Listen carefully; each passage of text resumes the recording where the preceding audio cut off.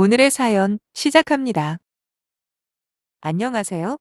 이런 곳에 사연을 남겨본 적은 한 번도 없는데 이번에 너무 가슴 답답한 일이 있어 용기를 내봤습니다. 부디 끝까지 들어봐 주시고 조언 좀 해주시면 감사하겠네요. 다름이 아니라 양가 부모님 모시는 문제로 남편과 충돌이 생겼거든요. 미리 말씀드리자면 저는 이혼 가정에서 자랐습니다. 제가 어릴 때 아빠와 엄마는 성격 차이라는 이유로 이혼을 하시게 되었죠. 하지만 두 분은 부부로서는 잘 안 맞았을지 몰라도 유일한 자식인 저에게는 똑같이 잘하셨고 어느 하나 소홀히 하지 않으셨어요. 아빠와 살긴 했어도 엄마 얼굴이 보고 싶으면 언제든 볼 수 있었고 전화 통화도 자주 하며 지내다 보니 저 또한 어린 나이긴 해도 부모님의 이혼을 납득하게 되었답니다. 실제로 이혼만 했다 뿐이지 두 분은 각자의 위치에서 제가 잘 자랄 수 있게 도와주셨어요. 그리고 제가 대학교를 졸업하고 직장인이 되던 해에 아빠가 재산을 제 앞으로 돌려주시더라고요. 당시 1년 전에 할아버지가 돌아가셨는데 제 앞으로 남겨주신 거라고 하시면서 이제 너도 어엿한 성인이니 알아서 운용해보라고 하셨어요. 저희 할아버지가 꽤 부자시거든요. 물론 아빠 역시 규모는 작지만 제법 알짜배기 운송 사업을 하고 계셔서 재산이 좀 되시고요. 그렇다 보니 성장 과정에 있어서도 경제적으로 항상 부족함 없이 자랐습니다. 물론 그렇다고 돈 없는 친구들을 무시하거나 깔본 적도 없고요. 오히려 학용품이나 간식 같은 걸 그런 친구들에게 퍼주는 편이었죠. 아무튼 아빠가 제게 주신 돈 액수가 보통이 아니더라고요. 제가 직장 다니면서 평생 벌어도 모을 수 있을까 싶은 큰 금액이었어요.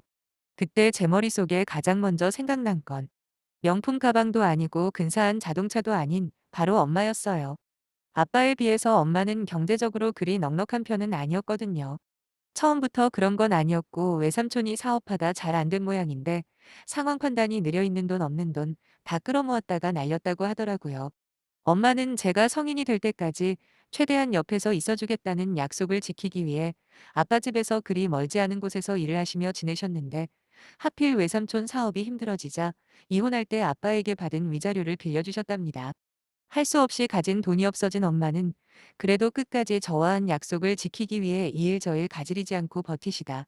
제가 대학교 입학하자마자 이젠 사람 만나는 게 두렵다며 외할머니 댁으로 내려가셨어요.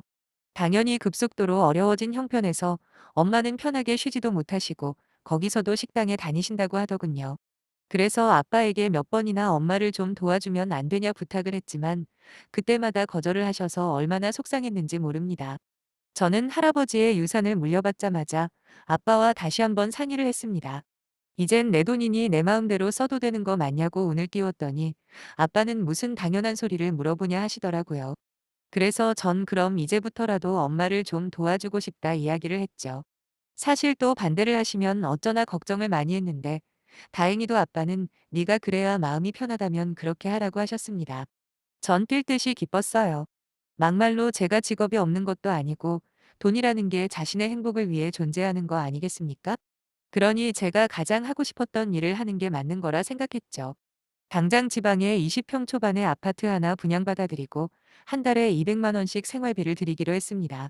평생 자식 하나 보고 사느라 고생하셨는데 이제라도 좀 편하게 쉬시라고 말씀드렸더니 엄마는 아무 말도 없이 그냥 눈물만 흘리시더라고요. 하지만 나중에 알게 된 사실이지만 엄마는 제가 드린 그 돈을 안 쓰고 차곡차곡 모으셨던 모양이에요. 제가 결혼할 때 거의 다 돌려주셨거든요.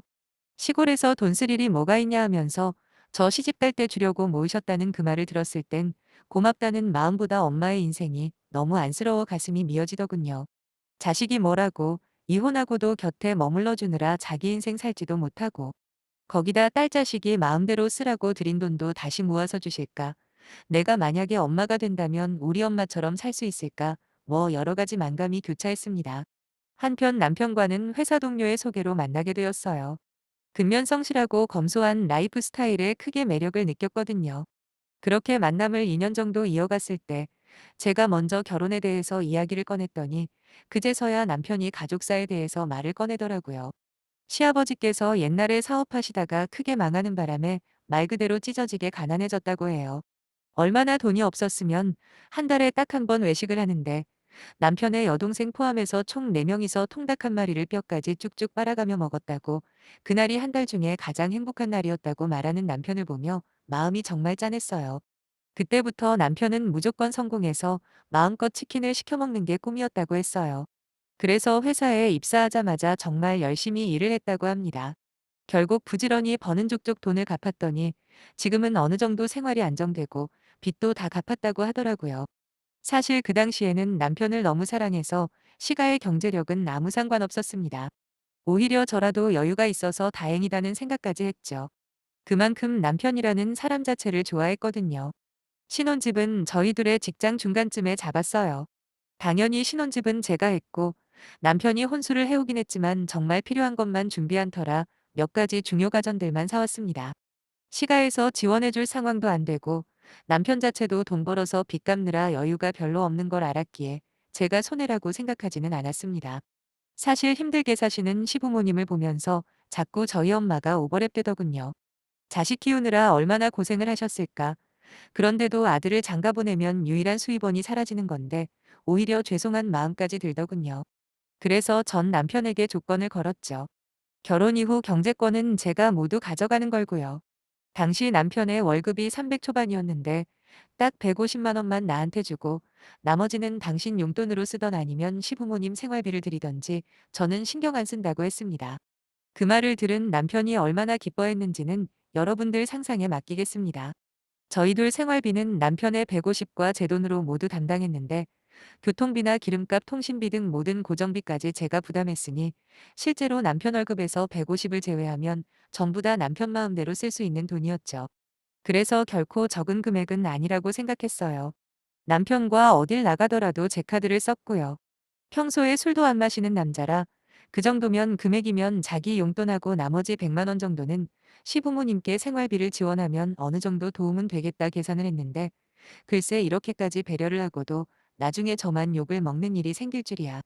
시부모님은 그렇다 쳐도 제겐 시누이가 되는 남편 여동생 나이가 벌써 20대 후반인데 한창 돈 벌 나이에 시누이까지 결혼한 오빠한테 빌붙을 거라고는 상상도 못했네요.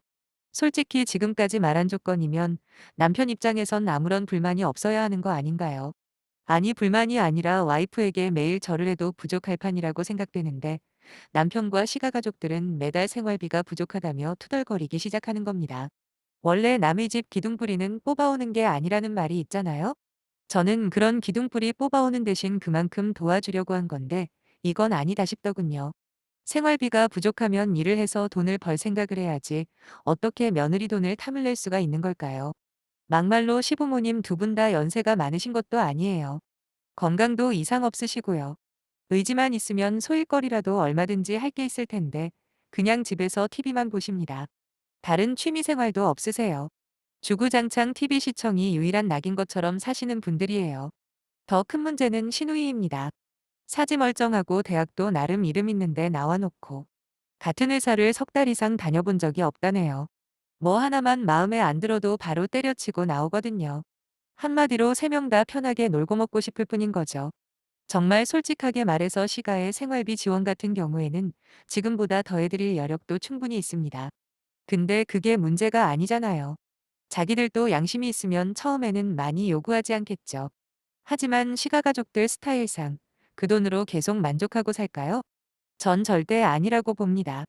대놓고 돈 달라는 이야기는 안 하지만 한 번씩 흘리는 말로 이번 달 생활비가 벌써 떨어졌다고 시부모님부터 시누이까지 돌아가면서 그러는데 아니 저보고 뭘 어쩌라는 건지 거기다 별말 없던 남편까지 자꾸 돈돈하니까 슬슬 정이 떨어지더라고요.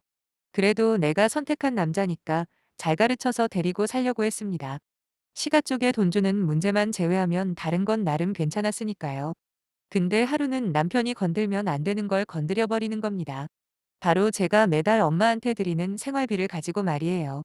용돈을 올려달라고 했으면 차라리 몇십만 원 올려줬을 텐데 자기가 뭐라고 내가 내 돈으로 우리 엄마한테 돈 드리는 걸 뭐라고 하는 건가 싶어 화가 났습니다. 남편에게 이참에 하고 싶은 말 있으면 다 해보라고 했죠. 그랬더니 자기 부모님이랑 동생은 매달 빠듯하게 사시는데 장모님은 빚도 없고 집까지 당신이 해주지 않았냐. 그런데 왜 200만 원이라는 큰돈을 들이냐. 이건 형평성 문제라고 말하는 거예요. 설마 결혼 전에도 아무 터치 안 하던 그 문제를 걸고 넘어질 줄은 몰랐네요. 전 남편에게 네 월급에서 150 빼면 얼마 남냐고 물어봤습니다. 제가 알기론 170에서 80 정도 되거든요. 근데 거기서 당신 용돈으로 50만 원 정도 쓰고 나머지는 전부 시부모님 생활비로 드리는 걸로 아는데 거기서 뭘 더 해달라고 떼를 쓰냐 따졌어요. 그랬더니 남편이 저보고 악독한 며느리라더라고요. 제가 몇 억씩 쟁여놓은 거 다 아는데 자기네 식구들은 전부 쫄쫄 굶어가면서 힘들게 사는 거 모른 척한다고 좀 베풀고 살라며 건방지게 충고질을 하는 게 아닙니까? 완전 뚜껑 열려버린 저는 남편한테 소리를 쳤습니다. 베풀고 살라고? 그럼 너랑 결혼하고 지금까지 내가 한 건 뭐라고 생각하냐? 지나가는 사람 다 잡고 물어보라고 나같이 베풀고 사는 며느리가 얼마나 될 것 같냐 물어봤죠. 그리고 지금까지 네가 누구 덕에 잘 먹고 잘 살고 있는지 양심이 있으면 잘 생각해 보라고 괜히 엄한 와이프한테 돈 타령하지 말라고 했어요.